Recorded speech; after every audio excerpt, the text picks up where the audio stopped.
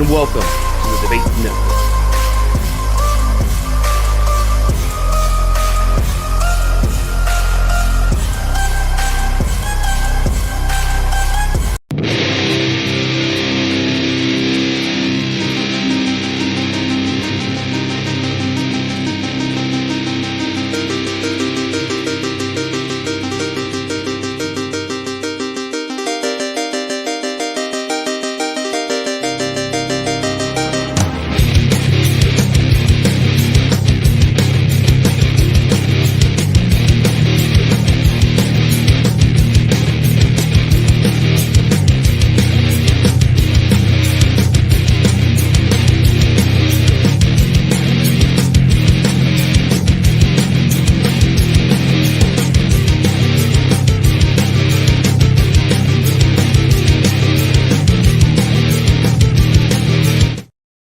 That's right, folks.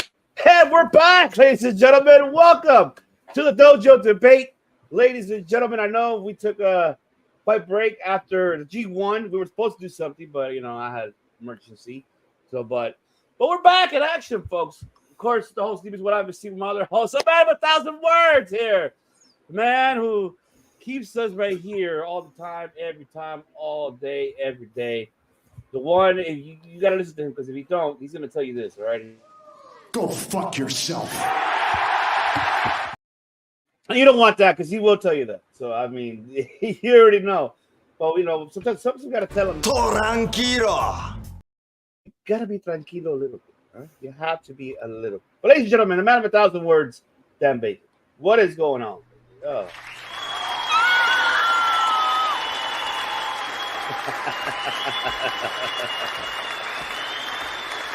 Oh, man. Yes, sir. Keep going.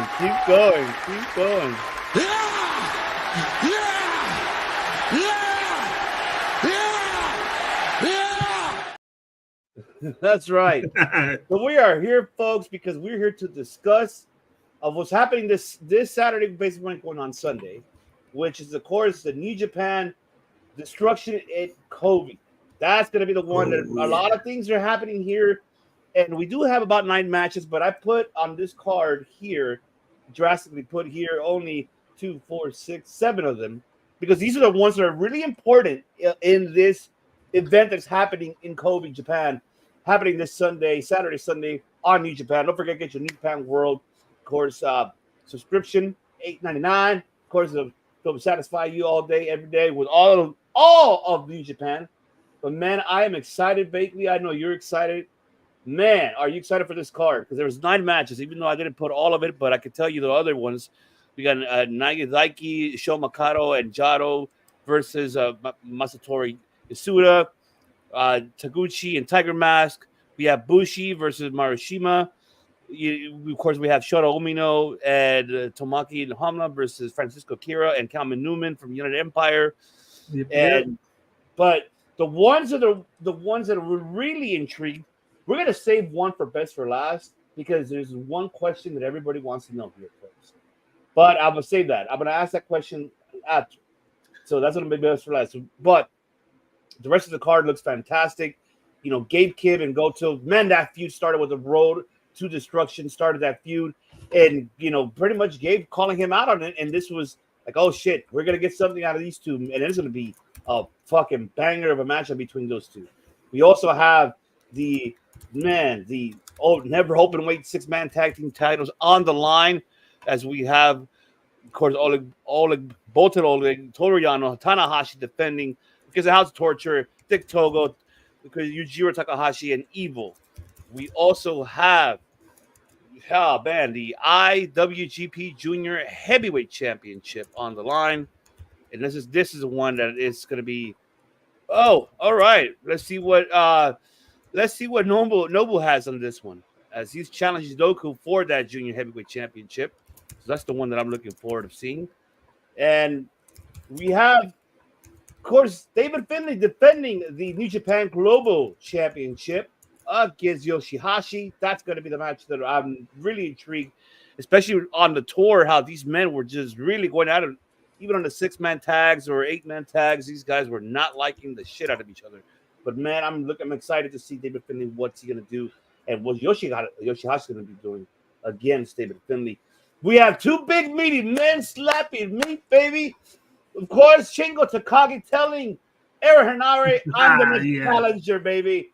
And that is for the Neverweight Open Championship.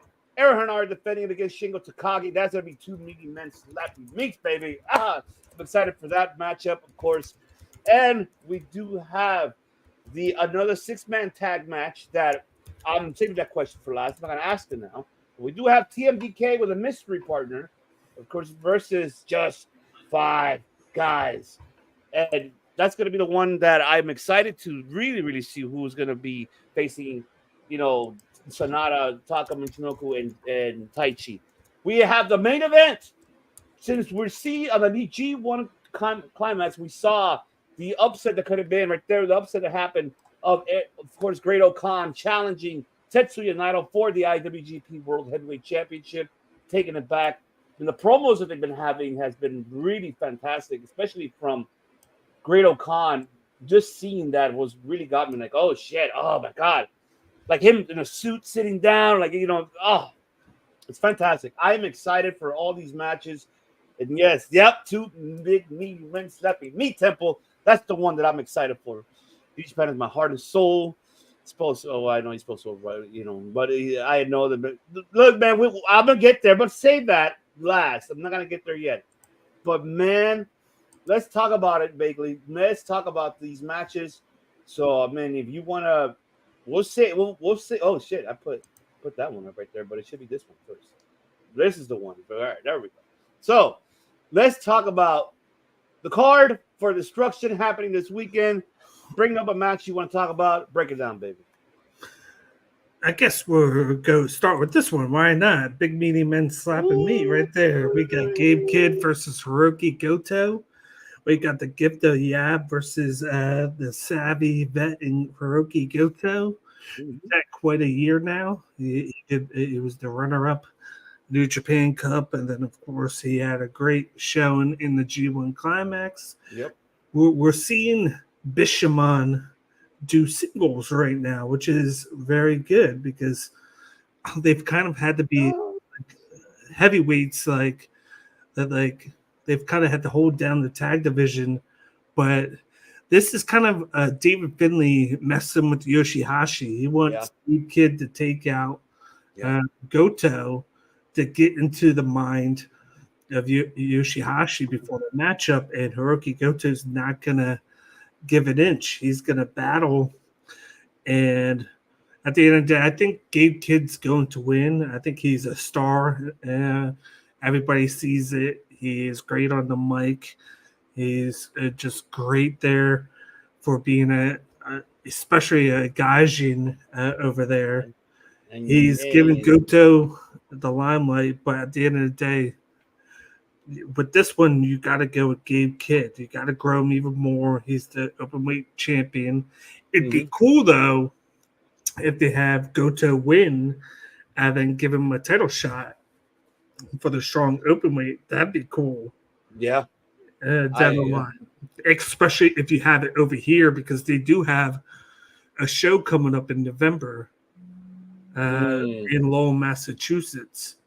So it'd be cool if he wins and then you have him do it there. But then it depends how that works with the scheduling, because who knows, like, if Bishamon's going to more than likely be in the World Tag League. So hopefully that show would happen beforehand. Absolutely. I think that's the one that we're waiting for, to see how the announcements of the participants of the World Tag League, which they haven't announced as of yet. So we're still waiting for that. How's that going to be in? Hi, Stitch, go to bed, guys. Hi, Kayla. But man, I can tell you that Gabe Kidd and Goto could be the match of the night, besides the other one's matches. But because seeing what Goto could have, how you mentioned the G1, what Gabe Kidd and Goto done was awesome. And like you mentioned about Gabe Kidd, that kid, he is the future of that fucking product. He is going to be a main event star. And I am looking forward of this this is going to be an aggressive matchup starting the first 5-10 minutes of this matchup. I feel it's going to go probably 15 minutes, probably a little bit more. Just seeing the counter, the counters between these two, and I know Goto is going to come back. I'm like, oh my god! But if Goto wins this one, then I do see Goto, yes, for sure, getting that contendership. But the one that really needs to win here is Gabe Kidd. So I'm gonna go with Gabe Kidd on this one too. Gabe Kidd, I believe he's the one who needs it more. Goto will probably put him over, but it's gonna be a hell of an ending. How they're gonna end that match, I'll tell you that, because they're gonna really kill the fuck out of each other. Yeah, that's what I'm looking forward to. That's what you know what? I'm switching. I'm going with Hiroki Goto. I think he gets it. They need to have Gabe Kidd defend that title, so I'm gonna go with Goto. Well, that's the case. And just like he said, Gabe and Goto about to tell a story. Mm-hmm. It's going to be the story of Goto getting an open weight title shot because he's going to shock Gabe Kidd. Because the one way you get to Gabe Kidd is by letting him get overzealous and freak out so much that he starts to make mistakes. Mm-hmm. I agree. So, I mean, we could see that for sure. That could be the case because then how you mentioned it, like then challenging it at, in November, that could be the case here too. But I'm excited, though, to see Goto really put a fucking hell of a match against Gabe Kidd. That's the one that I'm really excited for. So I'm looking forward to that. That's what I try to be. All right. Well, what we got next, brother? What do you got for us? Yes. Next will be the Never Openweight Tag titles. We got Tanahashi, Toru Yano, and Bolton Oleg, the massive Brock Lesnar Jr. I believe it's Kazakhstan is where he's from. Yes. Mm-hmm. Versus House of Torture. We got Evil. I assume it's Dick Togo and Takahashi. I believe it is. You got the Tokyo Pimp. Yep, in there. It is. So they're going at it here. Of course, they had a title shot in the first place and lost, and now they're getting another one. I think it's time we get things crazy and you put the titles on House of Torture. It was a nice thing. It was a nice showing. You got the president. You got Toru Yano, who, of course, has that funny side to him, joking around, causing havoc. The G in Goto means goat of the Never division. The Never realm. And then you got Bolton Oleg, who I thought killed it in the G1. This guy is the New Japan version of Brock Lesnar. He does the F5, and then he finishes off, of course, with the side slam. And you got House of Torture, who are going to do anything they can to lie, cheat, and steal away the victory. They need to do something with them. They haven't been as dominant as they were when Jack Perry was there. Yeah. And I see this going their way. Because, Show's not doing anything. So, and then, of course, Renderita, which that's a whole different story with him. I'm surprised we're not getting the TV title on this in a triple threat. Right, because he after Yoshisuji and Jeff Cobb matchup, he went and go ahead and attack Jeff Cobb and on holding that television title like he's not calling himself the next challenger. That's what, and I'm with you on that too. Why did they not add it to this card instead of like? I think that's almost one of the juiciest things going on right now is that TV title scene with him, Yoshisuji, and Jeff Cobb because they fought to a draw. He said, "I'm not done yet," but then Rennerita's like took him out and then says, "I'm next." So it's like that's gonna be a banger triple threat 15-minute match there, but. I think the numbers game is going to be the reason they get the titles. They always outnumber their opponent. Usually it backfires, but when you're the president and you gotta be too nice and too by the book, sometimes it costs you.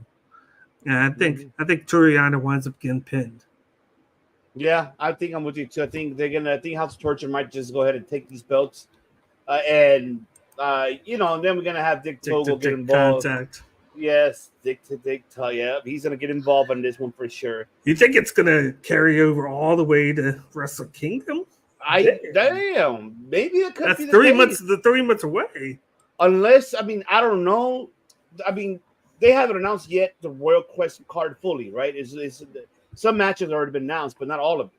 Just two, right? Yeah. So unless they add it there, maybe that triple threat, that would be something, and they can do that for sure. Yeah. Because you know what? Another thing too that I can see happening in this matchup. Let's just say if they retain, Tanahashi and Oleg and Yano is because of Jeff Cobb. Because then maybe Jeff Cobb probably will go there, like, get his karma, like pay back some bitch. You fucking come in. But of course, that was the aftermath between him and Yota Tsuji. It wasn't during the matchup.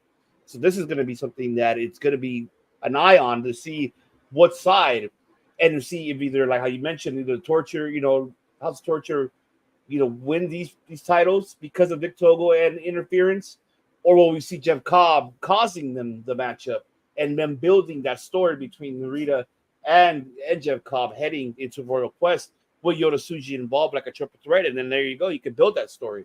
That's something that I would like to see. I think they need to put take the titles off of them.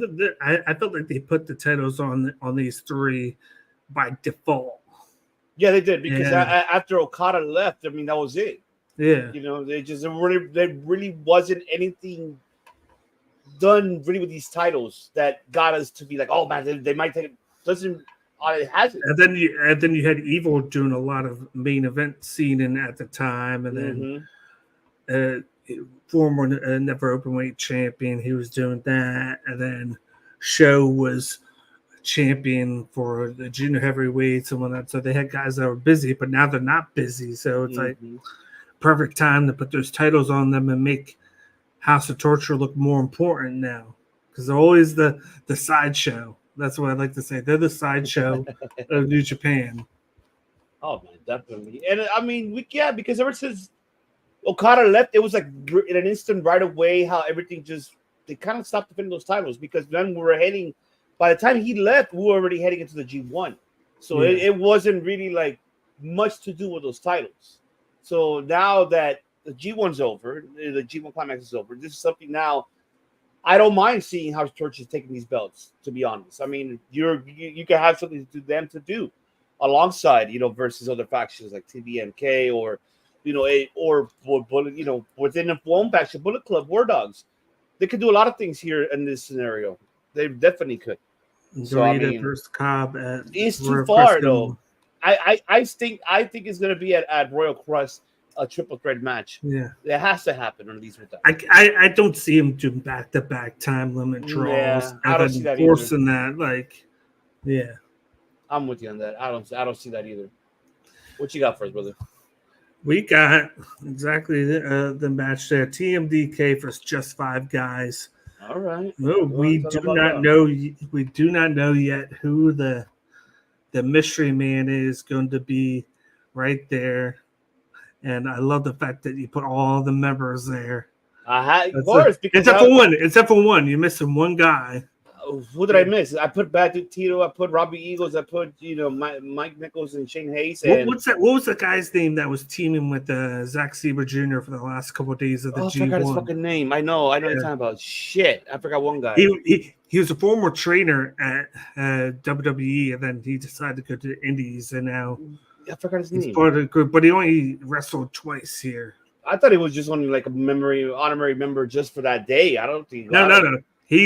They said he's a member. So he's basically 6. So now who's the number 7 then? That is the question. He would be 7, and then this guy would be 8. So wait, you got 6 people here right now. Then you forgot that guy who's 7. That's and right. Then 8. So wait, why is there 8? Because you forgot about the guy. So it's okay. So it's 5. Oh, you're right. It's 8. Yeah. Yeah. Fucked up. I keep fucking not introducing the fucking shadow. When you're the president and you're so busy, you sometimes miscount. I do many numbers. Man, But man, who Presidente. the hell is that member? Who will join TMDK? I know who it is. I'm Oh, just not my going to God. say. Man, we'll tell the people at least a hint, or what are we expecting this Sunday out of the 6-man tag match when they face just 5 guys? Who do you see that last entrance coming out? Is it come on, you gotta give me something here for us to be like, Diversity. oh no. I know. Oh my God. Who could it be? Who could it be? I'll tell you one thing. Mm. He's probably going to be the tallest member of the group. I'll tell you that. Oh shit. Or he might be. It depends. Fuck. I don't know how tall Bad Dude Tito is. He's pretty tall. I think he's like 6'1", 6'2". Around 6'2". No, I know I think he's 6'2", 6'3", somewhere around there. He is 6'1", and then this guy is 6'4". So that's the hint. That's the hint you're getting. We got Jordan chiming in. What's up, guys? What's going on? World elite. Could it be?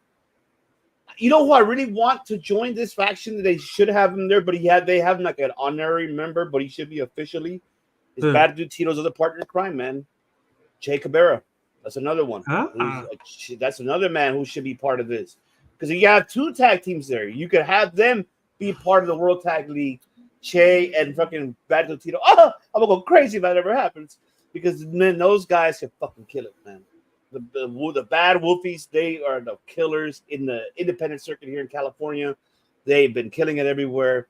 And just, we've seen Che. He's been part of New Japan Strong, the events here and there, but that's not as a more like an honorary member of Team DIK, but not as official, which I feel like he should be, which I don't know why Zack Sabre doesn't put him. Might as well have 2 tag teams there to dominate for the New Japan Strong titles and the IWGP tag team titles.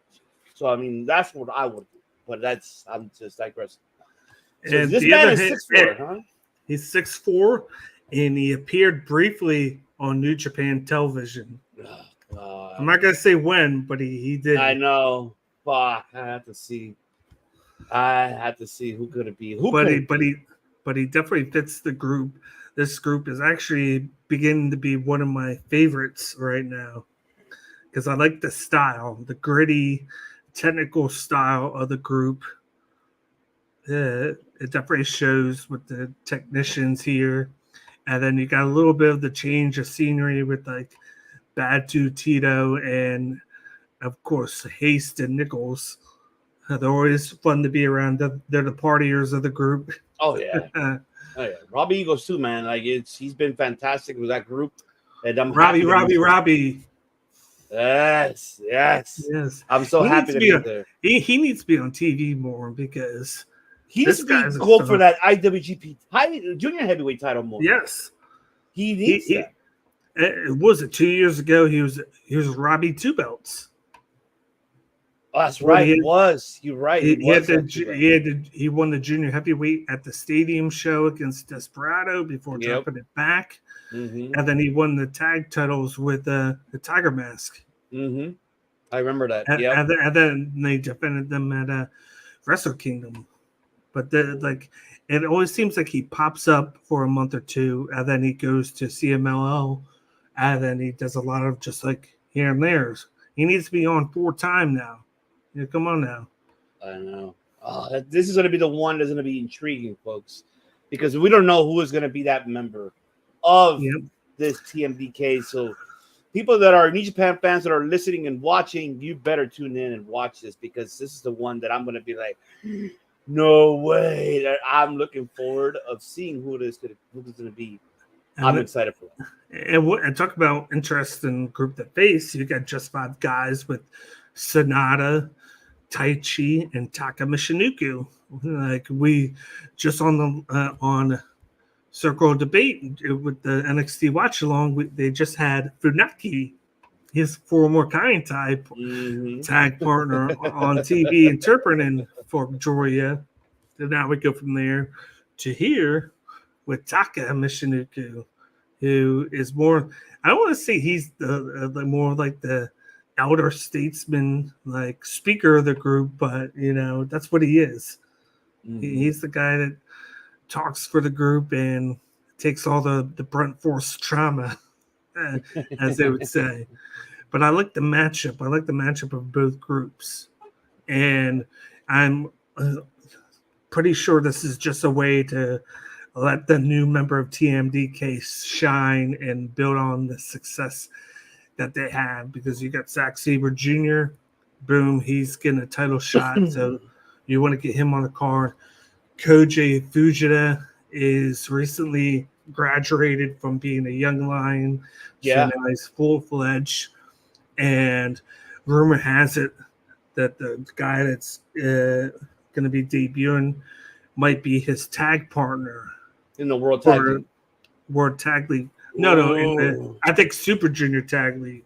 That would be interesting to see. Unless they just stick with Robbie Eagles and Koji Fujita. It all depends. Or he could partner with Bad Dude Tito. You never know. But there's so many options in this group to showcase. That's what I'm saying. That why I would say why put Shea. I would add Shea Cabrera to this group, because Bad Dude Tito and Shea, they're more the heavyweight division of the tag team than the junior weights. So them competing in that. I mean, I know you're gonna have Shane Hayes, Nichols competing there too, but to have them to be a part of that will be like you're taking the advantage of the tournament, because you have two team members of TMDK. And then also on a junior heavyweight, let's say if Robert Eagle decides to, he worked with Zack Sabre at All Together at Tour. No, don't fucking spoil it for me. I'd rather be surprised. I'd rather be surprised. That's just me. For me, I'd rather be surprised. I'm a fan. I'd rather be surprised instead of be like, I want to know. I'm not a piece of shit Seltzer or a piece of shit Alvarez. No, I don't want to know none of that shit. Do not want to know. I'm a fan of professional wrestling. That's what I see. That's what I am. But man, that's what I'm saying. I mean, to add Che Bakley will really put the advantage for them to the team DK in the World Tag League. Yeah. In the junior one, let's say the new member joins. He joins along with him. So if that happens, okay. What about Robbie Eagles and where you put him? That's the thing. Yeah, that's the biggest question. Unless you have Robbie Eagles team up with Fujita in the junior heavyweight tag team, or you can do what I want. Where is it? I gotta find it now. And of course, I'm not gonna see it. What are you looking? Oh, I got you. I know what you're looking for. Of course. I know what you're looking for. I got you. Give me what I want.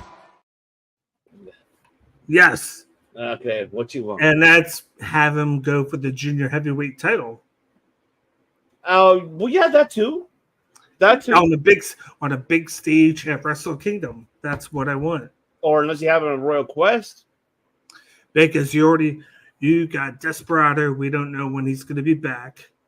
Yeah, well, did I know Desperado is out for the remaining year? He won't be back until possibly maybe Wrestle Kingdom.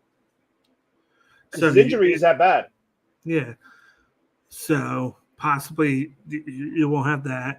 You got Hiromu Takahashi. I think I know what his plans are for Wrestle Kingdom, and it's not the junior heavyweight title. No.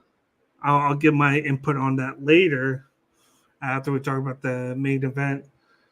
And then, there's really no one else there since Doki already faced Taj Ishimori. What is that about that?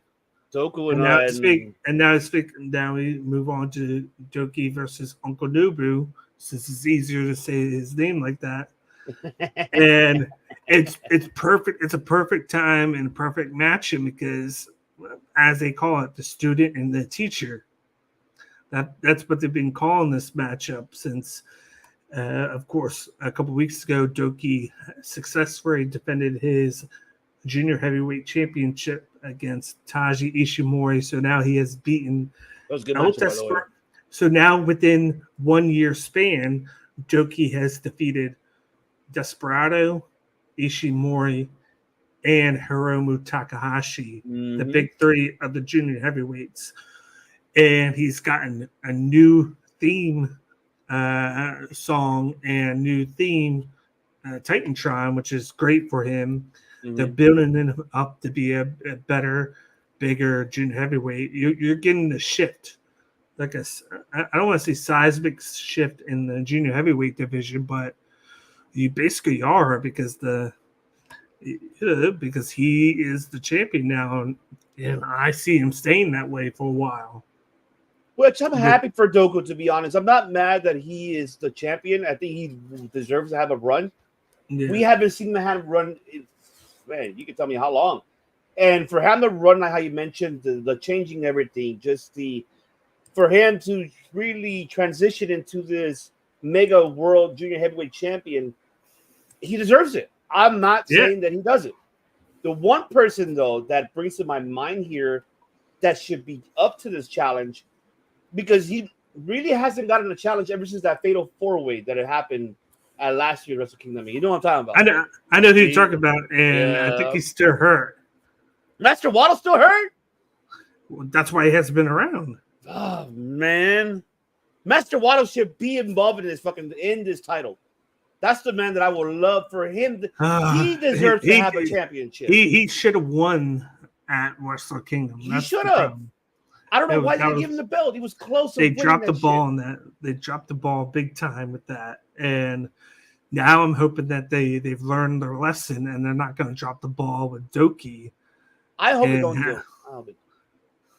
Like, he's had a great year. Like, right now, he is the focus of, I can't believe I'm saying this, but he is the focus of just 5 guys right now. It's him. Yeah. World elite. What is up? What's up, Dylan? What's going on? World elite right there, folks. But, like, you got him, and it's just like I said before, student versus the teacher.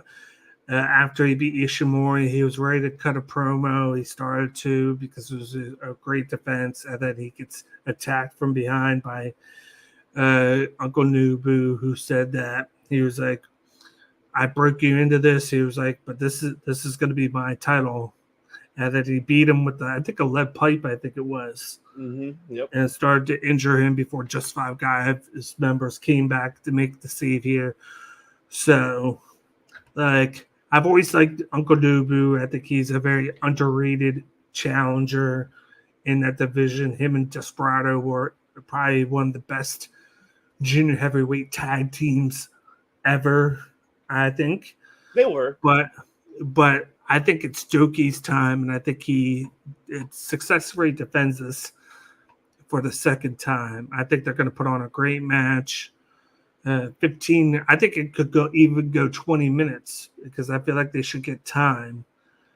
And I'm intrigued to see if we get a video package after, because you know how they always play that thing where boom, video package or somebody comes out. I hope we do. And if so, who do you think it would be? Oh man, who could challenge Doku for this belt? That's the biggest question. I mean, let's look at the junior heavyweights. Who is like in the roster, and not only in New Japan, but let's talk about Noah for example. Shaki. What about Noah too? Because Noah had their junior heavyweights. Well, you still got Leah Rush. You got Yo, who should be coming back. Because technically he never had his title shot because he got hurt. If you remember, that's very true. You're right about that. So I feel like if they wanted to pick up from where they left off, just with the new champion, you do Yo and Doki. It's just I wouldn't mind that. That thing will be fucking great. Or technically, because you got, just like we said, the theme is the next 2 shows are King of Pro Wrestling and then Royal Quest. What if you wait until Royal Crest and then you do Doki versus like a Brit? But I don't really think we have a junior heavyweight that is from England. There's two other people too as well that you could put in this one situation. Yeah. You could put. I know you, besides Yo, but you could also put Francisco Kira and TJP in this situation. So especially Akira more because I feel like he deserves to have a singles title shot. Ever since it hasn't been the same since Will Ospreay left. I mean, don't get me wrong, he's done fantastically. I'm not saying that he has not, but I think there's something that he deserves to have as a singles title shot. It wasn't a better way for him to have it at Royal Quest him challenging Doku for that fucking title. So let's say if Akira could be the one coming out after that. There's so like Doku right now, how you mentioned, is the highlight right now in that division, and this is where they should start building it up because you have them. You still don't forget. You still have Shota Umino, another man, even though he competed for the IWGP Heavyweight Championship, but doesn't mean he doesn't have to compete for a junior heavyweight. He can. So he can. I just don't see him doing that. Mm-hmm. If anything, maybe you get one of the War Dogs to compete against him. Well, who could we get in the War Dogs to compete with it? I think Maloney. Oh yeah, Maloney. You're right, Maloney. Shit, I forgot about him. Yeah, like you could do that, but they're more of a tag team. So,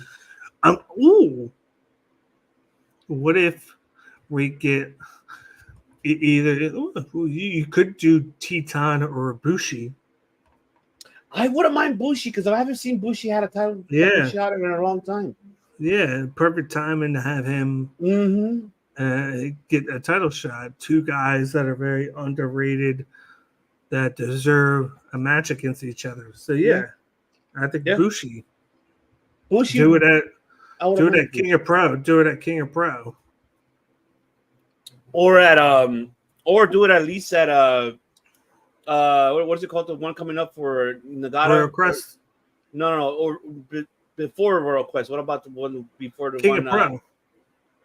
No, there's another event they're doing for Yuji Nagata. They're doing one. Oh yeah, the 40th anniversary show. Yeah, the 40th anniversary show. They're doing that one. Unless they put him on that card, have Bushi fighting him, have him fight for the belt. I mean, that could be the case here. And then there's so many right now that you could actually really put. Good point there. 7-time Noah Junior Heavyweight Champion, but never won the IWGP Junior Heavyweight title. There's a good point there, Temple. That's what makes the story for this one is the fact that his student has won it before he has. Yeah, that's true. That's true. So this is going to be very interesting storytelling between Doku and Uncle Nobu, because man, it's like you have Miyagi versus Daniel-san right here. That's what we have right here. But I'm excited to see how. And I'm with you. I think they should give him at least 20 minutes, and really. I want to see Uncle Nobu take out everything what he got to get that belt. Yeah. It's going to be tough. I mean, I wouldn't mind Doku keeping it, but I wouldn't mind either at the same time for Uncle Nobu winning it. That I wouldn't mind that either, to be honest. I think I would be happy for him to win it because, how Temple mentioned here, he's never won the IWGP Junior weight. He's only won the Noah title, but never won in New Japan. So that's something that I will be invested in and intrigued on it because then from there you're gonna have basically pretty much of all freaking House of Torture having all the fucking belts. If that's the case here, it's like there's gonna be that's the reason why it's called this pay-per-view destruction. The destruction of people being pissed the fuck off, like damn, House of Torture take it all. Why? Well, this is and there's another name I want to mention because I feel like he's gonna play a factor at some point. Maybe Wrestle Kingdom, but if not, then definitely the best of the Super Juniors. We got Mustafa Ali. Oh my God, Mustafa Ali and Doku. Ooh, that would go nutty for that. Oh, nutty right there. I would go nutty for sure for that one. Oh man, I would too. Oh my God, seeing that, I just hope they kind of have like a tournament for no one contendership for Royal Quest at least. Really build this title up to its intrigue and have Doku be like, damn, I think gotta do something. But I'm happy that he has a belt. I'm not, and then And then you can even send somebody over from AEW. Well, who would you send from AEW? Unless you have fucking Jack Perry comes out of nowhere and really interferes aftermath. It all depends. Like, you know, That it all could be the depends. case too. Like, they got a bunch of guys. Send Dante Martin. You're like, who Oh, knows? that's right. You know, Yeah. you got one of those action and Johnny, like it does hologram. You can send hologram. Oh, like there's a hologram. lot. Like you have a lot of options that you can use, and But not only with AEW, but also you got CMML that have options. exactly. So there's like another one thing. This is going to be very intriguing how they're going to do it. I'm really going to see how the up was it. I don't know if it's going to be an upset here on both sides. It's going to be a great upset here, but this is a battle of the Karate Kids, folks. Right here, I'll tell you that. Teacher versus student. That's right. So I'm excited for that. But the next one, I'm excited. To make me messed up. This is. I didn't calm down because. Explain to them the first time these two guys met, vaguely. Tell the people that are listening and watching. At the first 2-3 times. Yeah, but the first time, I prefer the first one. I think the first one was fucking awesome. But I mean, man. There's one word to describe it, and I'm going to say it to you. Savage. It's going to be fucking savage. Oh, my God. I think this matchup it's between. There's a lot of good matches here that could steal the show, man. This is another one here that could steal the show. If I don't know who to choose in this one, I don't. It's a tough one for me. I love both of these guys. I'm a big Shingo Takagi fan. I'm a big. We're Kirk. He just beat Ishimori, so it makes no sense to put him back into it because he just beat him 2 weeks ago. So the only way you could get him back into it is if Uncle Nobu were to win. That's the only way. Yeah, I agree. Yeah. Mm-hmm. I think match of the night. I think Hanari made his name off of those matches with Shingo. Yes, he did. Because this guy goes balls to the wall. Personally, I love him for the fact that he has that MMA background. He's trained with Israel Adesanya and Alexander Volkanovski and all of them in New Zealand and Australia. He has that background. He was trained to be a fighter and then decided to go to pro wrestling. So I love that side of him. But then he has the street smarts, of course. And then I think he took it to the next level when he went to the G1 last year, covered up. And then that he went bald and then got tattoos all over his face. That made him even more intimidating and more of a beast. I agree. And then he just has that style that just like no nonsense, don't give a shit. Like that's why when you see him, you see those battles with him and Shingo, him and Gabe Kidd. Dude, what him and Hiromu? Hiromu got his ass. Look, I'll give Hiromu what credit's due. He put up a fight, but Hanari, on the other hand, he killed him. Like it was like, whoa! It was just like he tortured us. You want to talk about savage? That was a savage right there. And then for Shingo to come out and say, "Okay, I'm your next challenger. It's my turn now. I'm the one who needs to be going back to that belt." And I'm like, "Yeah, all right." Big Brother's coming after you now. It's just Big Brother came out and we're like, "Oh, now you got Big Brother involved," and here we go. This is gonna be. You're right what you're saying. You know, Hanari's matches with Shingo has put over Aaron Hanari's name fully.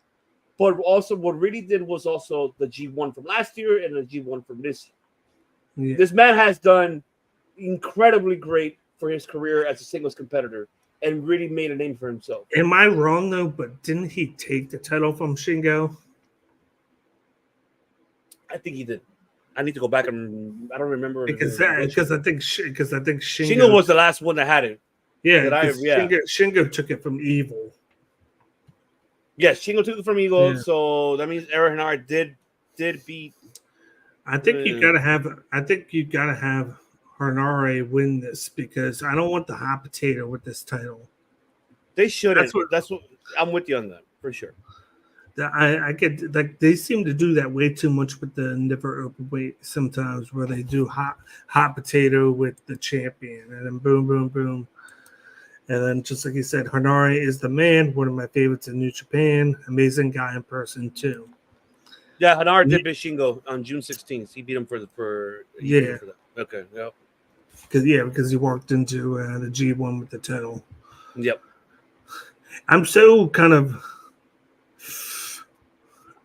stuck on this one because Hanare should win, but I'm a big Shingo Takagi fan.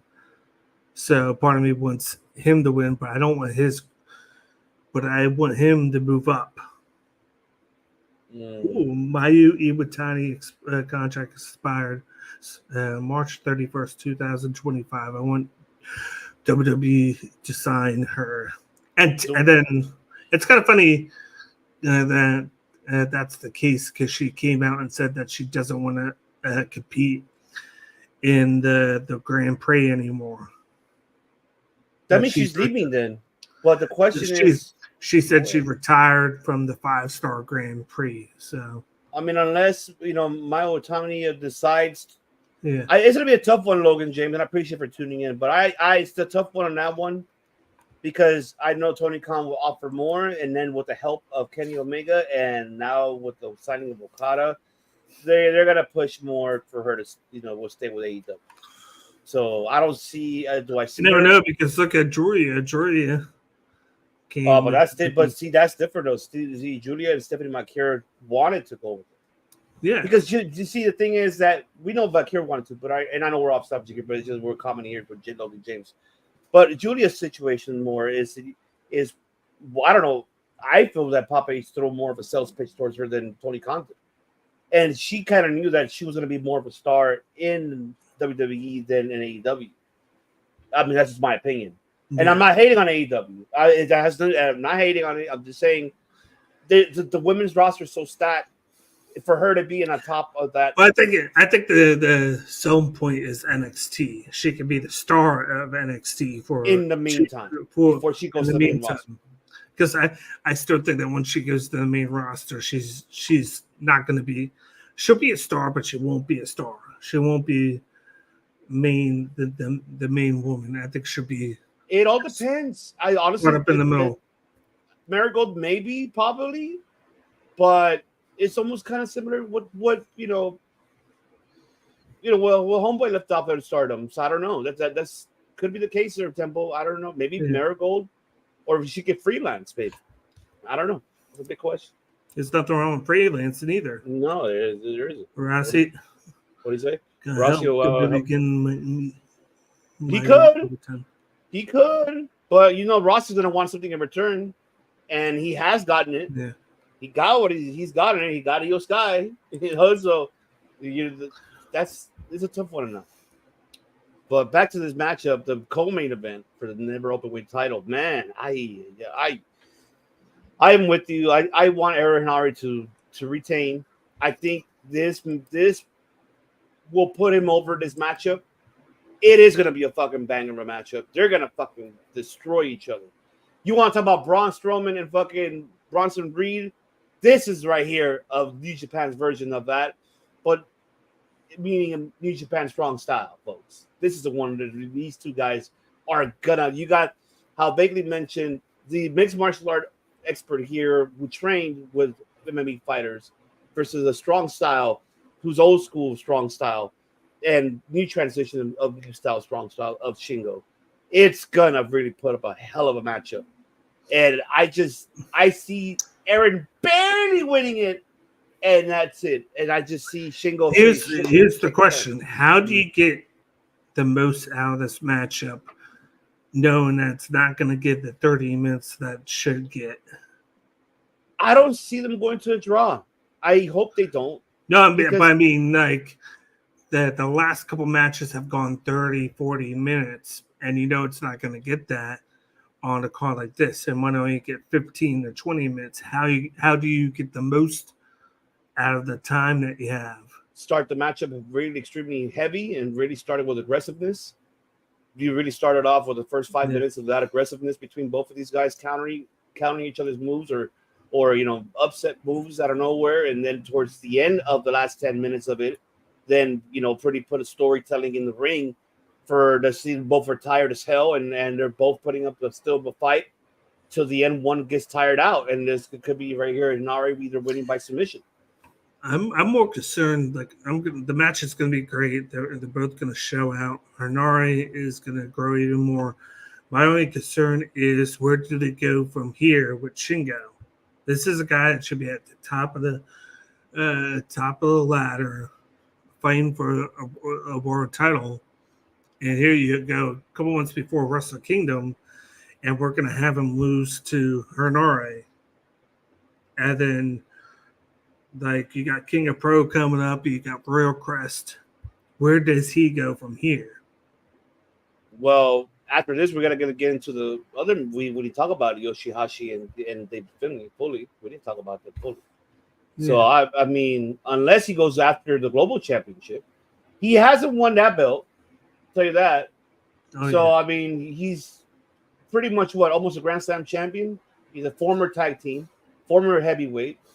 I can't say a junior heavyweight because I don't think he's ever competed, obviously, for that, which I won't count that. Yeah, no. Well, did he ever win the junior heavyweight? No, I don't think he won it, but he was in the best of the Super Juniors. Okay, but he never won. So this was during the time when he was barely coming in, though, right? From Noah. I mean, from Dragon Gate. Dragon Gate. There you go. I'll check and see what titles he's won. Oh, yeah, that's a good question. I don't know. Championships. Okay. He's IWGP World Heavyweight Champion. He's won the Junior Heavyweight Tag Team Championship once. Never Openweight 6-man Tag Team once. Never Openweight Championship 4 times. And KOBW Champion 1. So he hasn't won the Junior or the Global. So those are the 2 titles that he's missing in order to be a Grand Slam champion. Okay. That's going to be a matchup to see but I still feel that Henare needs to win the upset of that. But here's why you asked that question. What do you do with Shingo? What do you do with Henare? Who should be the one next in line for his belt? Who should come out right after it and challenge him? Oh, that's the biggest question. That is the question. There's only one man in my head that I can think is able to do. Are you thinking who I'm thinking? I hope so. But who are you thinking? There's so many, but I can choose one. Man, I don't know. This is a tough one. I'll tell you who I'm thinking. What are you thinking? I have this guy dropping the belt the same night. Are you saying? Oh, wait a minute. I want Henare versus Bolton Oleg. Oh, that's right. They did have a good matchup between the two with the Chief. Yes. There's one person I do see get involved in this one too. That's Gabe Kidd. I could, but then he's already going to be wrestling, and then they got. I mean, Finlay has him and the smart bastard. I think after this, he's going to be doing more of a tag team. I think they're going to put focus on the World Tag League for those two. Or Shota Obino. I could see that. I could see Shota Obino should do it too. But I don't mind seeing that either. I'm trying to think who else could really challenge him in this type of. Man, there's so many. This is a tough one. We could give him a challenge. Is for Aaron Howard is the question. Like, I don't see Bad Luck Fale coming. I don't see Bad Luck. Yeah, I don't see that happening either. I don't. That'd be cool though. That'd be cool, but it wouldn't happen. I mean, I don't see fucking Tom Filthy Lawler. As I love him, but I don't think so. That'll be great. It's a tough one. Who could really challenge Aaron Hernandez in this one? I'm not going to say it's limited, but it's almost is like you kind of have to maybe look at a Bad Dude Tito like it could get a shot.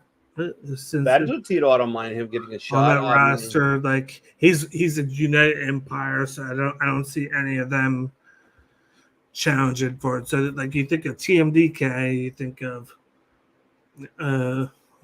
Chaos, which you unless like you could say Goto, but then I don't know how they would get from Goto facing Kid to then Goto facing him.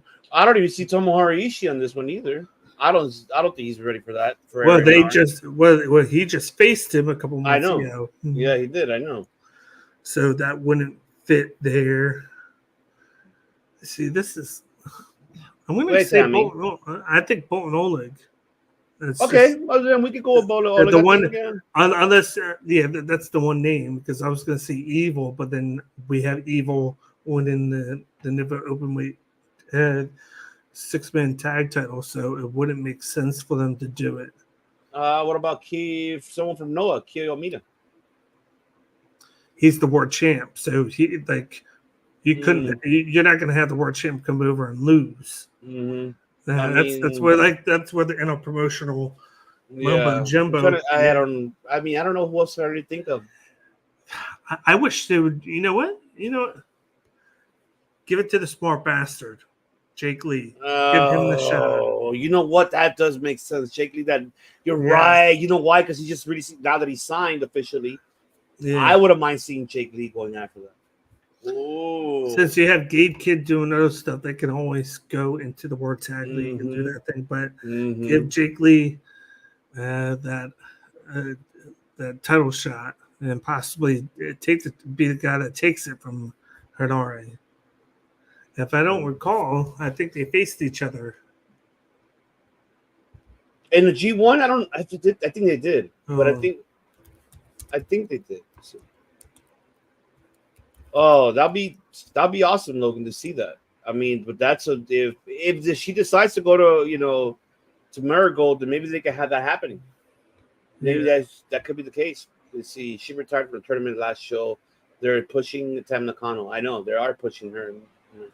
They're pushing her. TMD Kimber is a former Zuki Gun member, but it's my prediction. Hi. Shoto Omino? I don't know. This is a good question, Tam. I don't know. This is a tough one. Yeah, that's right. What's up? Oh, who's that? Let's see. ¿Cómo estás, KGP? ¿Cómo estás, hermano? What is going on? This is a tough one, honestly.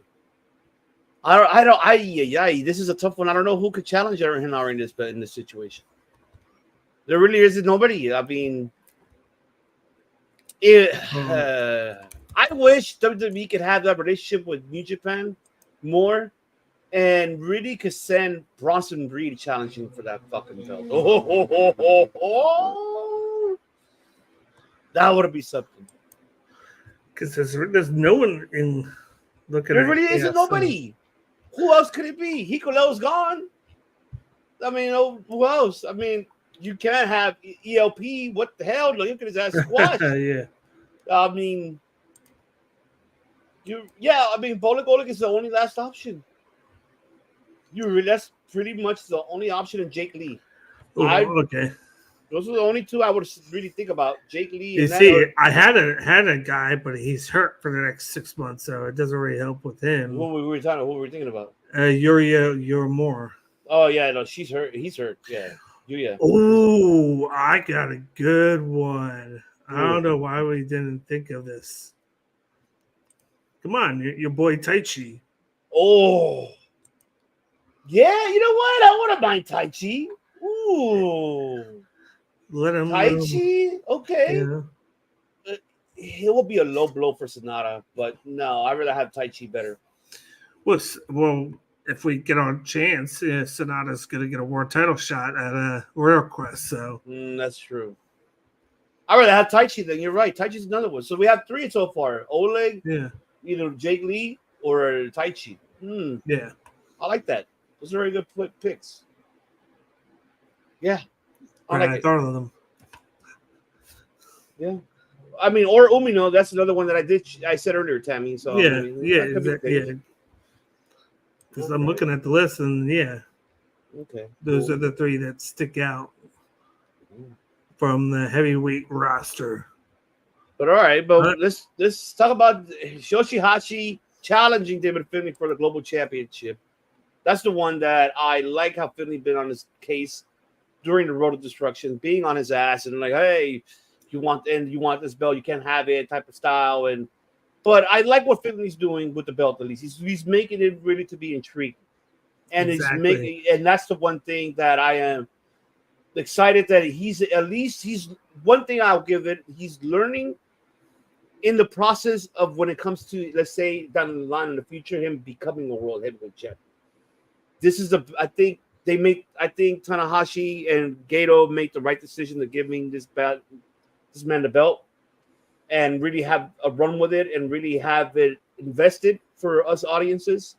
And especially, I mean, you're facing someone like Yoshihashi, who is another man who deserves to be in the talks of the number open weight or the talks of way back then with the Intercontinental before they got rid of it, or the U.S. Championship before they got rid of the U.S. title.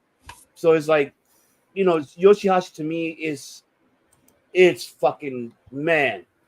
This guy's put bangers, even on the G1, even on the fucking World Tag League, or it doesn't matter. This guy puts a fucking show, and I wouldn't mind. I mean, seeing Yoshihashi win it, but in order to make this belt really more intrigued and more invested, you have to have Finlay retain on this one. You got to create a lineage with it, and that's what they're doing right now with Dave Finlay. Of course, he won it right away in a triple threat against Moxley and Ospreay, but then he dropped it to Nick Nemeth for a couple months, and then he gained it back, and he's had it ever since. And that's good. Having Nemeth win it was a good shock, a good publicity thing, since he is out of WWE, but then now he's officially with the TNA, and he's the world champ. So he wanted to give it back to Finlay. He's been hyping that title up to be very important. He said this is. He doesn't have to say it's the workhorse title, but he's saying this is the popular title. He's like, I got it. I'm the leader of Bullet Club, and I think they're trying to throw a little bit tidbits of something that I've been wanting for over a year, especially with him saying Tony Khan dropped the he was saying Jay White to drop the ban. Drop the ban, and I want to, and how he wants to face Jay White either at Wrestle Dynasty or at either Wrestle Kingdom. That would be perfect at Wrestle Dynasty, because then it's like boom, battle of the current versus the former leader of Bullet Club, and he can make it even more relevant by having him put the belt up and retaining it. Yeah. There, and it's all about the promos from him. The work rate is there. Like, he's put on great matches, and like I look at him versus Yota Tsuji in the second or third day of the G1. They had a banger of a match. Had a banger matchup. Him versus Hanare. Him versus Takeshita. That was a great match. Oh my god, that match!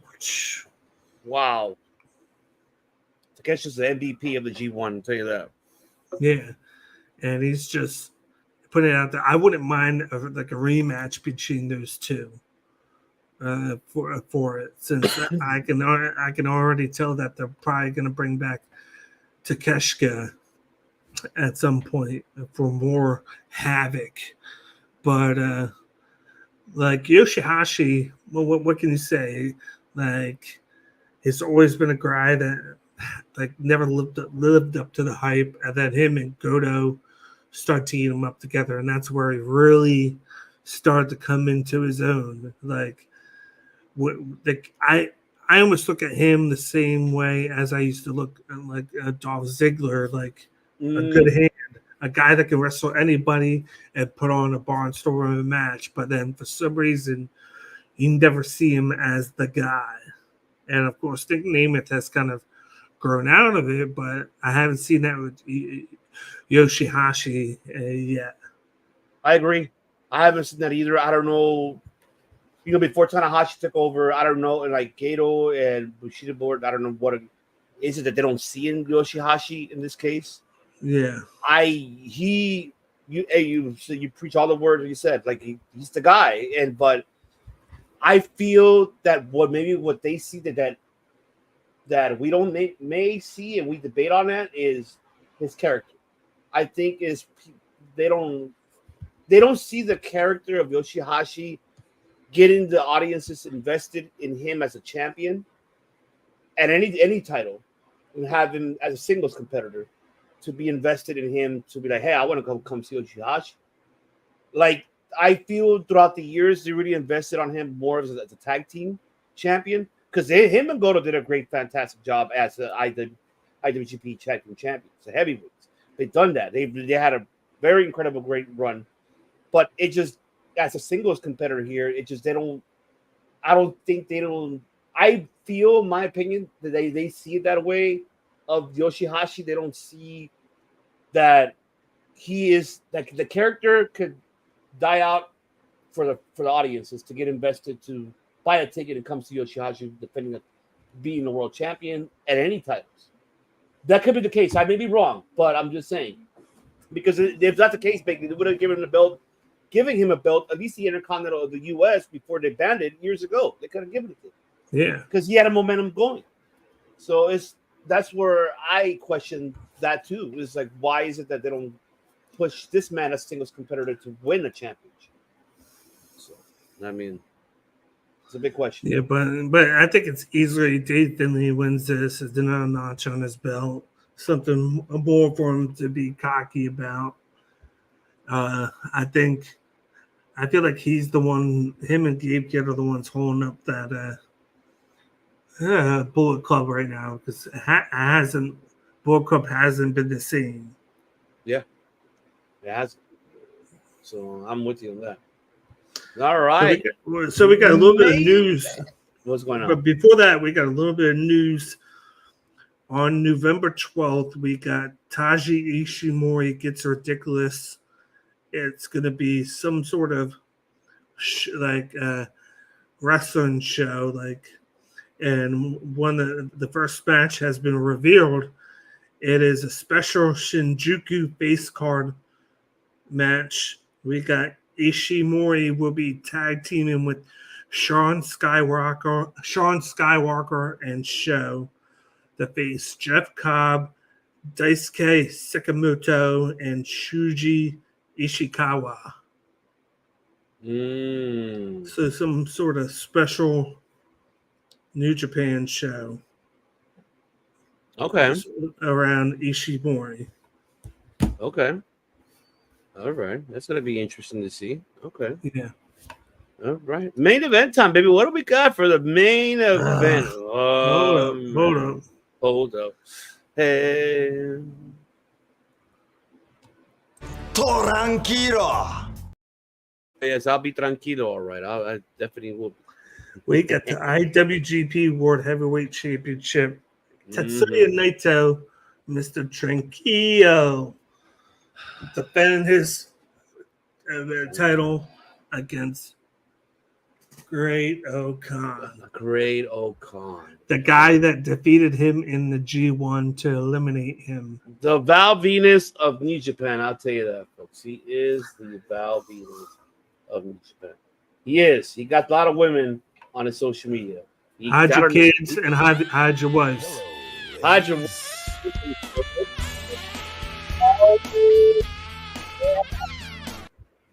That's right. Man, break it down. They've been telling a good story with this. They're making Great O'Khan more important by the day ever since then. He was the unlikely hero of the tournament, other than, of course, Takeshita. He started out 0-2, 0-3, and then he ripped off 6 straight wins, made it to the playoffs. Of course, he lost in the playoffs, but he still put on a big time showing there. Yes, he did. And then he's like, okay, I beat you. I want a shot at the title. And so he's getting it. They've been going back and forth, back and forth. And he even kind of added Zack Sabre Jr. to the mix, where on the road to destruction, Great-O-Khan was either facing Naito and Lawson Hobbs de Japón, or Zack Sabre Jr. and TMDK. So they're trying to keep you guessing on what's going to happen, because we do have Zack Sabre Jr. waiting at the wayside to see who's going to face him at King of Pro. I think it's got to be Tetsuya Naito, because you got that big storyline with Naito and Zack Sabre Jr. Built in, and Zack wants to be the guy to take the title off of Naito, especially with the rivalries that they've had through the tag titles and now the world title. But I think Great-O-Khan's going to make for a good challenger here. This won't be the first, and it won't be the last time he challenges for the title, but I hope they give them like 30, 35 minutes. They give him a lot of time here to cook. He's kind of reinvigorated his moveset a little bit. Like he's gone away from the comedic side of things and the KOP, and now he's at that upper echelon of guys now. I think this is the time for him to step up and be one of the leaders of United Empire, since Ospreay's in AEW. But you got to hold the title on Naito, MVP of the New Japan.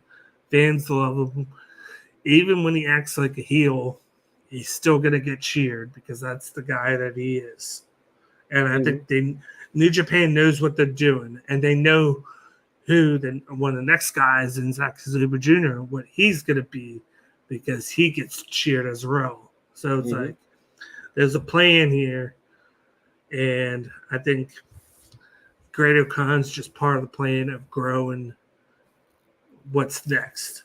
So I agree. And for him, maybe like down the line, maybe he could be the next in line to challenge David Philly for the global title. I mean, there's opportunities for him. At least this experience for Great-O-Khan to have a title shot, and being in the playoffs, it's getting the crowd, the audience is more invested in him. And it took years, I'll tell you that, because he first came in, it was like, who the fuck is this guy? It was just like, I remember when, Zack Sabre brought him in. I mean, Will Ospreay brought him in. It was like, who the hell is this guy? And nobody knew who he really was. And then as he was competing and really getting there up more, and then he turned his character around and becoming more of a sense of humor down the line, but still aggressive in the ring, not disregarding his credibility in the ring. But everything what he did, really, like, he switched it around and got the audiences, us, really invested in him. And he won him over. And this matchup will win him over, even if him losing. It's not going to hurt him. It's going to put him over very good, to the point that now, like how you mentioned, he's going to now, this is where Gedo Tanahashi can pay attention of, let's see what we could do with this guy down the line, maybe for World Quest, down the line for Wrestle Kingdom or Wrestle Dynasty. So that gives him the opportunity of how to build, Great-O-Khan as a singles competitor going for a belt. And if it's not the, global championship, could be the never open weight. Who knows how long NR may have a belt or not? We don't know that. So there's so many scenarios that could use this aftermath for Great-O-Khan and how to book him in the future, ending the 2024 and beginning 2025. But this is gonna really give him that, oh shit, got the momentum that he might shock us here and say, oh shit, he might win a year. We don't know that. But even though we know he's not, and I hate to say that way, but the way how the match is the storytelling of this match, how you mentioned earlier, how it's been told, the story, with the promos, the 6-man tag match, the regular tag match, and the road of destruction, these guys are going to have a great matchup, and it's going to tell a hell of a story that I think Naito hopefully gives him that respect after the match. And like, you know what, you put up a fight, pal. I see you. I see you, and then I hope he does get that respect. He and the audience is giving that respect. Like, yeah, Bernari is a future. He has a, I mean, Great Khan has a future. He has something there potentially that he could be a future world champion down the line. In the next couple of years or years, who knows? But this is something that I think Great Khan, this matchup is not going to hurt him losing. If anything, it's going to put him over more than what the G1 did itself, and him being as a playoff player, making it to the playoffs. And I think this is now where we're all going to be paying attention to his future for Great Khan. How it's going to be played. Yeah, and I think moving forward, of course, I think with Naito, he retains. I think the plan is for Zack Sabre Jr. to take the title off of him at King of Pro.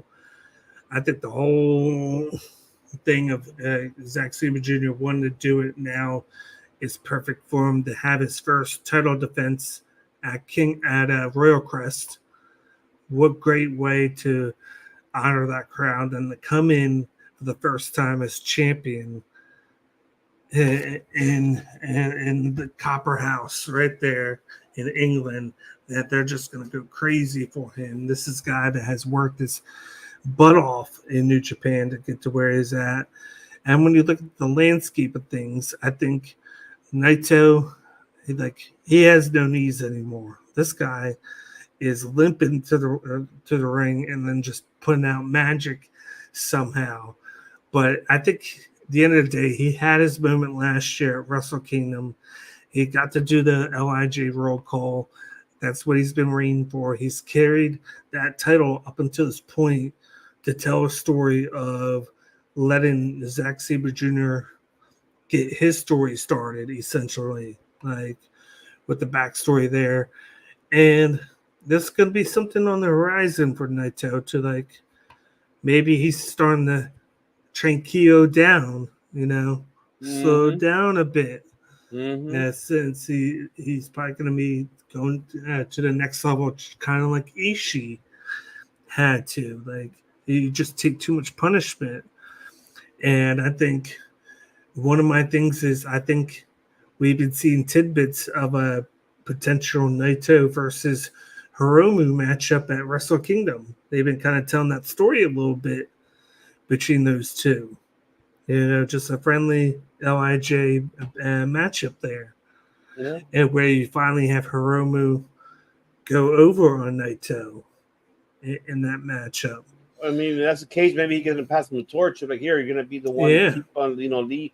He could be like the Jado of the group and really retire from pro wrestling. Yeah. And have really more like Hiromu run or Shingo. It could be either one of them that could continue to run of LIJ. Yeah.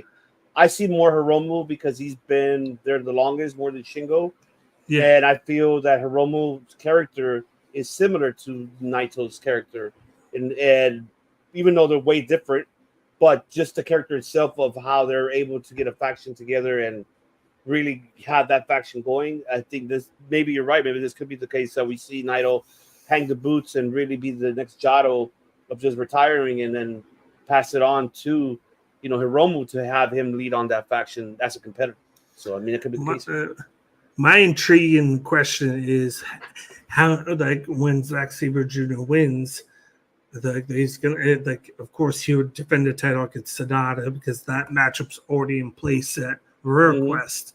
The only thing that changes if he wins the title, he just put the title on the line against Sonata, which is very cool. But how are they going to decide the number one contender for Wrestle Kingdom? Because usually it's labeled as the guy that wins the G1, but because they're going a different route this year, there's going to be a lot of questions of how they're going to decide that. Is it just going to be a guy walking out like you usually see and be like, hey, I'm getting the title shot? Is it going to be unexpected there, or is there going to be a match to determine it? We have no idea. I think that will be determined when KOPW happens. Because remember, Zack Sabre is waiting for the winner of this matchup, and he's going to be challenging for the belt. So I think we might get it right. I think that our answer will probably get it that day before, because Road Quest is not until what? By the end of October or heading November, I believe so. What I should say is like it's going to be Zack Sabre Jr. versus the winner of these two, but then he's going to face Sonata, and there's going to be a lot going on because right after that is I'm not sure if there's one more thing afterwards, but I know you got World Tag League, so. Well, At some point, you gotta figure out. Yeah, you got King of Pro, you got Royal Quest, and then they haven't announced the World Tag League, so that's the only thing they have. So, but they've announced it, but they haven't announced who's in it yet, or the dates. They haven't put the dates. The dates are out already. Okay, but it's like you're starting to run out of like shows to figure that out because as soon as World Tag League ends, you get to the road to Tokyo Dome. So it's like you got to come up with something. It's going to be interesting how what ways or direction they're going to go with in this one. Yeah. We're going to have to wait and see how that's going to happen. So I'm excited. So exactly. I think Destruction and KOPW is going to be the one telling the story of where we're heading to Royal Quest, and then heading into Wrestle Dream and Wrestle Dynasty. That's when we'll find out how this is going to end in 2024 for New Japan World Heavyweight Championship. That's one thing. So we're going to have to wait and see how this turns out. But man, what can we say? Out of all these matches, the ones that really you could say the main one really basically is the finding out the member of TMDK. But besides that, which one do you feel the match could be the match of the night? Hanari and Shingo. That's right. That's what I'm looking forward to. That's going to be the one match. I'm liking the fact that the landscape is changing in New Japan. A lot of stuff is happening. Mm-hmm. It's not the same old anymore. Mm-hmm. That's exactly. It's a new era of New Japan. It is a new era. So I'm looking forward of seeing that. Man, I'm stoked. But yes, folks, we appreciate you all for listening and watching us here. We will be back next week giving our recap of Destruction and discussing recapping who's a new member as well for TMDK, giving our thoughts of that. And when we see new champions being crowned at Destruction, we will see Uncle Nobu walking out for the first time as the Junior Heavyweight Championship for New Japan. Will we see Shingo Takagi regaining the Never Openweight Championship? Will Yoshihashi finally get a singles a belt and defeating David Finlay for the Global Championship? And can Great Khan make it happen of becoming the IWGP Heavyweight Championship? And a lot more happening here in the world of New Japan. There's a lot of things happening because we still got a lot more events coming up. Once we finish recapping Destruction, we still will have KOPW to cover to see, of course, the matches that have been announced by far, but there's a lot more intriguing there. We still got the World Tag League and a lot more coming up. And I'm pretty sure we have Power Struggle. I think that's the one. That's what we're missing. Sure, yeah. Well, it's probably in November. That's right. So that's right, folks. All the audiences and everybody who are listening and watching, we appreciate you guys. If you haven't followed us on social media, follow us now in the description right below. And, of course, where you can subscribe to us. If you're new to this channel, we appreciate it.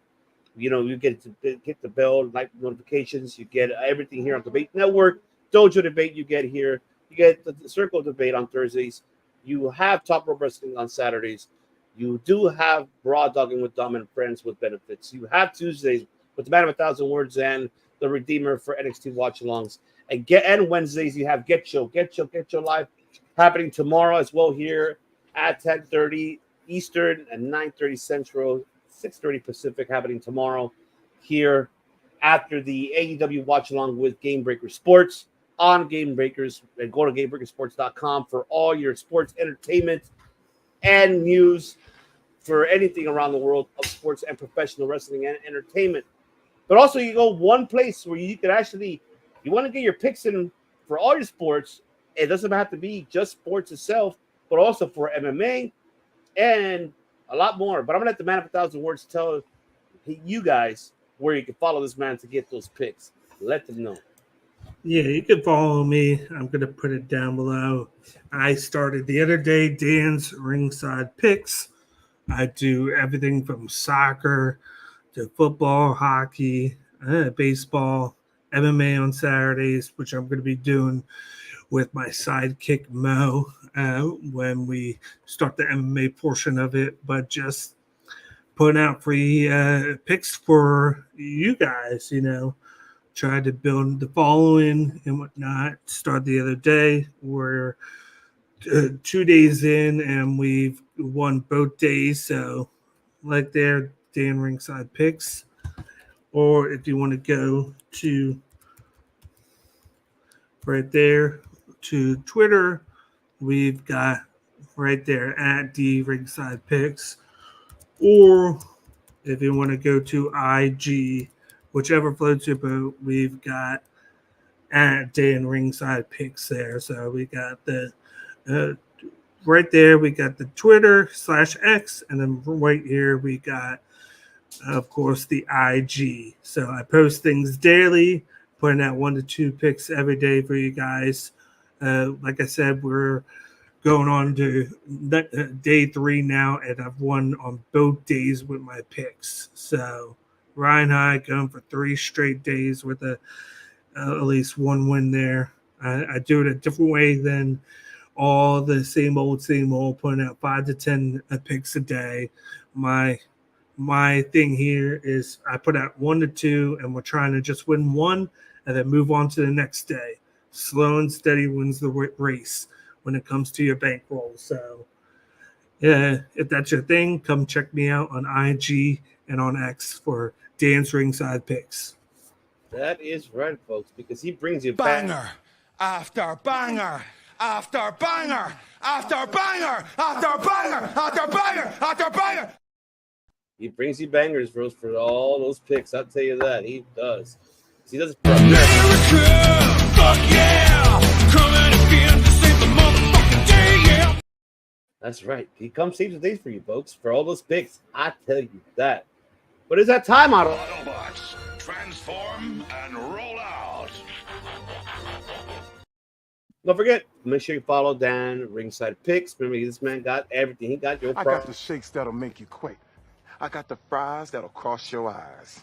I got the burgers that'll... I just got burgers. He does have burgers, but he just ate Applebee's. So, I mean, there you go. We already know, ladies and gentlemen. We'll be back here next week for Dojo Debate, giving a recap.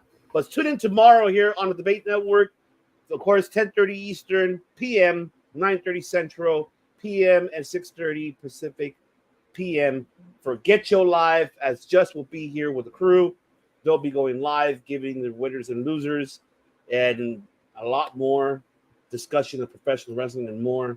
But until then, folks, here at Dojo Debate, we don't just talk about New Japan. We also talk about Stardom or Marigold or Noah, any events coming up. But we don't just do all of that. What do we do, Bacon? We make history. Must bid you adieu, a goodbye, mwah, and good night. Oh my God, it's so great. Bang! Yes!